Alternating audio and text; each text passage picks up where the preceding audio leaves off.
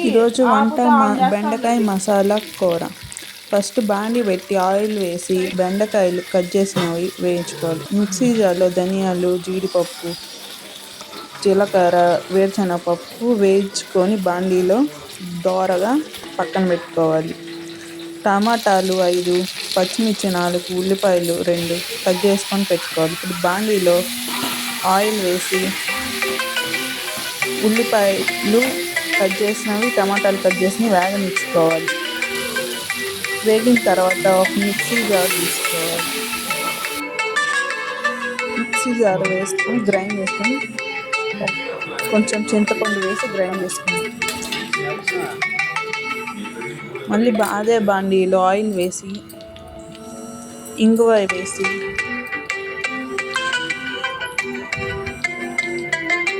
Cut చేసుకున్న ఉల్లిపాయ ముక్కలు, పచ్చిమిర్చి ముక్కలు వేగనేయాలి.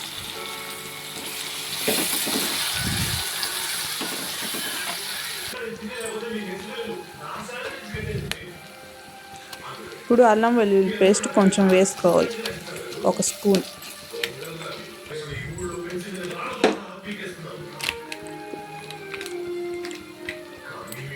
కొంచెం పసుపు వేసుకోవాలి, 1/2 స్పూన్.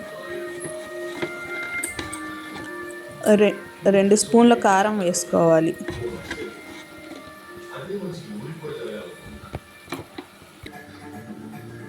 మిక్సీకి వేసి పేస్ట్ చేసుకున్న టమాటా, ఉల్లిపాయ గుజ్జు వేసుకోవాలి బాండీలో.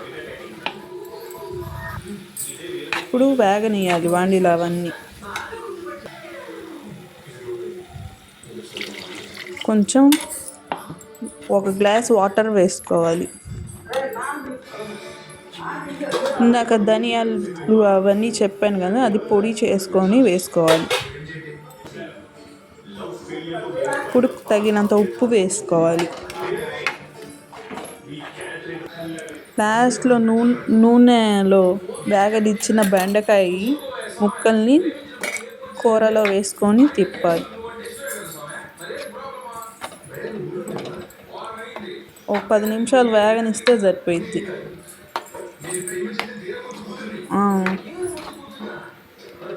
ఒక 10 నిమిషాలు ఉడికితే సరిపోయిద్ది.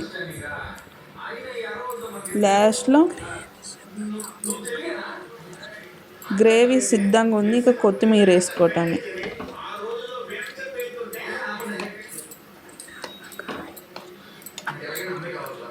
బెండకాయ మసాలా కూర రెడీ.